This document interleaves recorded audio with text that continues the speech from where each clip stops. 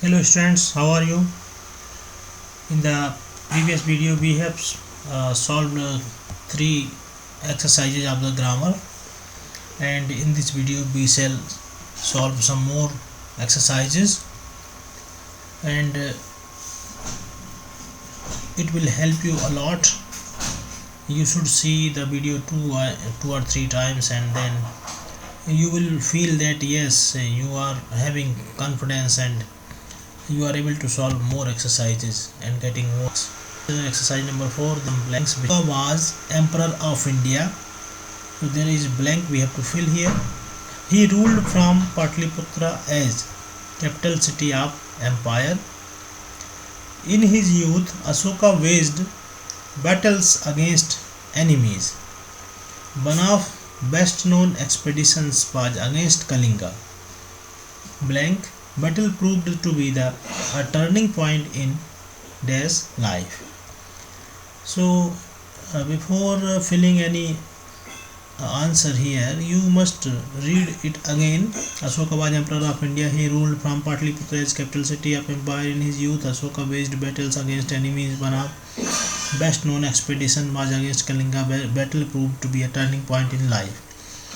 So सबसे पहले जो आपको बात स्ट्राइक करेगी कि वो यहीं पे स्ट्राइक करेगी कि battle prove turning point in life. तो किसकी बात हो रही है? एम्परर अशोका की बात हो रही है, तो इसलिए यहाँ पे क्या आ जाएगा? इधर आ जाएगा हिज लाइफ। अब ये नहीं कि पहले हम यही भरें उसके बाद हम दूसरे के बारे में सोचें। जो हमको पहले समझ में आए उसको हम पहले भर के रख सकते हैं। Turning point in his life. Ashoka was emperor of India. E से शुरू हो रहा है ये शब्द एम्परर। तो आप आर्टिकल्स के नियम जानते हैं, जो बाबल साउंड से शुरू होने वाला नाउन है उसके पहले एन आर्टिकल लगता है। Ashoka was an emperor of India. He ruled from Pataliputra as capital city of empire. तो यहाँ पे अशोका का ही एम्पायर है, तो यहाँ पे हिज लग जाएगा, हिज एम्पायर। अब यहाँ पे क्या लगेगा? कैपिटल की बात हो रही है, बड़ी सिटी है, तो यहाँ पे दा लगना चाहिए। In his youth Ashoka waged battles. यहाँ बैटल्स प्लूरल में लिखा है, तो हमको यहाँ पर प्लूरल के लिए जो डिटर्मिनर लगना चाहिए, जैसे मैनी या सम, ये लिखना चाहिए। तो मैनी बैटल्स अगेंस्ट एनिमीज। किसके एनिमीज? उसी के, तो his enemies. Best known expedition, best third degree है, इसलिए हमको यहाँ पे आर्टिकल दा लगाना है। One of the best known expedition was against Kalinga. The battle proved to be a turning point in his life. तो यहाँ पे आंसर लिखे हुए हैं, एक बार पढ़ लेते हैं। Ashoka was an emperor of India. He ruled from Patliputra as the capital city of his empire. In his youth, Ashoka waged many battles against his enemies. One of the best known expedition was against Kalinga. The battle proved to be a turning point in his life. इस तरह से आपको solve करना है। आपको क्या करना चाहिए? ब्लैंक को फिर से देखना चाहिए और उसमें फिर से अपने माइंड से क्या भरना है वो रिपीट करना चाहिए। अब अगली एक्सरसाइज हम देख रहे हैं, करेक्ट द मिस्टेक्स। तो मिस्टेक्स को करेक्ट करते करते हम ये भी जान जाए कि कौन सा रूल लग रहा है और क्यों चेंजेस हो रहे हैं। How much students are studying in class 11? There are 2000 students in this school. In many class there are 50 students. Every students are admitted at the beginning of the academic session. Each student are given fee concession. तो सभी sentences में गलती है, mistake है एक न एक, तो वह गलती को पहचानना है, उसको दूर करना है। जैसे पहला सेंटेंस है, how much students are studying in class 11। आपको क्या लग रहा है इसमें क्या गलती है? तो इसके लिए हमको जान लेना चाहिए कि जो मच शब्द है वो पदार्थों के साथ आता है, मटेरियल नाउन्स के साथ, ना कि काउंटेबल नाउन के साथ। तो स्टूडेंट्स तो काउंटेबल है, तो काउंटेबल नाउन्स के साथ मच नहीं आता बल्कि मैनी आता है। तो हमको यहाँ लिखना पड़ेगा, how many students are studying in class 11। Second देखिए, 2000 students in these school. These school, यहाँ स्कूल सिंगुलर है, इसमें कोई एस नहीं लगा है, तो यहाँ दीज अप्रोप्रिएट नहीं है। इसलिए यहाँ पे दिस करना पड़ेगा, क्योंकि ये प्लूरल में लगता है और स्कूल सिंगुलर है, तो यहाँ दिस स्कूल तो सूटेबल हो जाएगा। There are 2000 students in this school. फिर in many class there are 50 student, यहाँ कोई गलती नहीं है, देयर आर 50 स्टूडेंट्स, इसमें कोई गलती नहीं है। लेकिन यहाँ देखिए इन मैनी क्लास, मैनी यानी एक से अधिक, तो क्लास को भी प्लूरल होना पड़ेगा, मैनी क्लासेस करना पड़ेगा, ES लगाना पड़ेगा।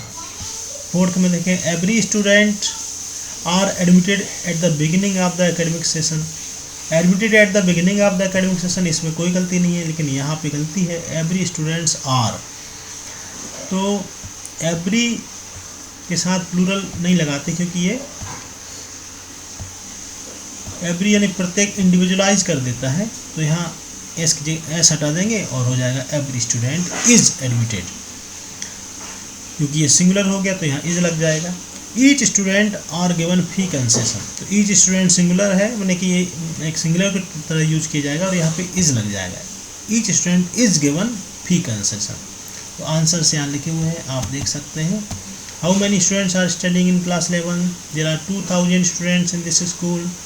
इन each class there are 50 students.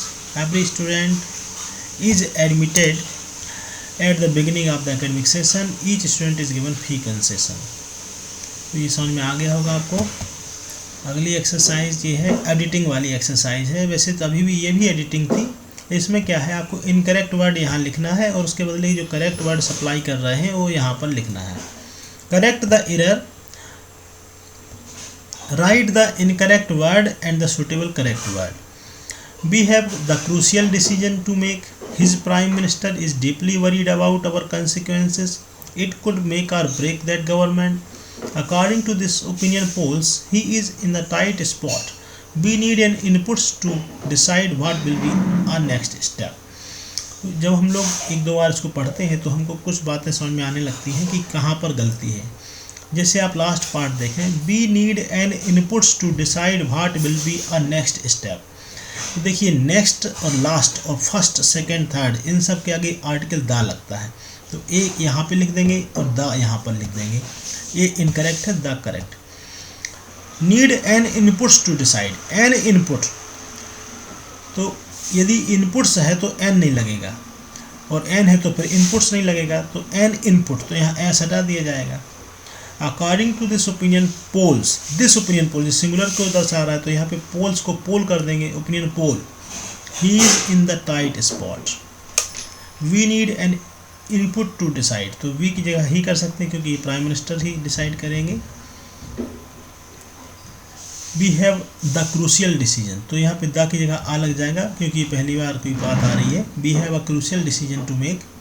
His prime minister के स्थान पे हिज सूटेबल नहीं लग रहा है, यहाँ पे द प्राइम मिनिस्टर ज़्यादा सही होगा। The prime minister is deeply worried about our consequences, इसमें या तो द कॉन्सिक्वेंसेस या हिज कॉन्सिक्वेंसेस होगा। It could make or break the government, that government की जगह द गवर्नमेंट हो जाएगा। अकॉर्डिंग टू दिस की जगह द हो जाएगा, according to the opinion polls. तो इस प्रकार से हम इसको यहाँ पे इनकरेक्ट बातें लिख देंगे, यहाँ करेक्ट बातें लिख देंगे और आंसर हो जाएगा कुछ इस तरह से। यहाँ पे मैंने नहीं लिख पाया हूँ, आप लोग लिख सकते हैं और मैंने सुधार के लिख दिया है। We have the crucial decision to make, चलिए लिख देते हैं सही सही।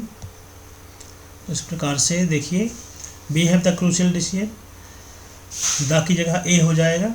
हिज प्राइम मिनिस्टर की जगह हिज की जगह द हो जाएगा। अवर कॉन्सिक्वेंस की जगह the consequences. Break that government, that की जगह हिज और the government. This opinion polls, this की जगह the opinion polls. In the tight spot, the की जगह a tight spot. Need an inputs, inputs की जगह इनपुट हो जाएगा और will be a next step, a की जगह द हो जाएगा। तो ये करेक्ट पैराग्राफ इस तरह से हो जाएगा। ये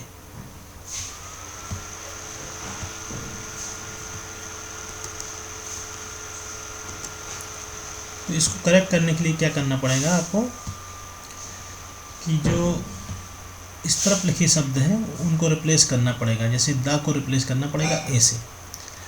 एक दो बार सॉल्व करने से आपको ये आने लगेगा। ग्रामर कोई कठिन सब्जेक्ट नहीं है या कठिन पार्ट नहीं है इंग्लिश का। यदि आप इंटरेस्ट से पढ़ें और प्रैक्टिस करें तो आपसे बनेगा। तो लाइक करें, शेयर करें और बताएं कि वीडियो आपको कैसा लगा। Take care, have a nice day.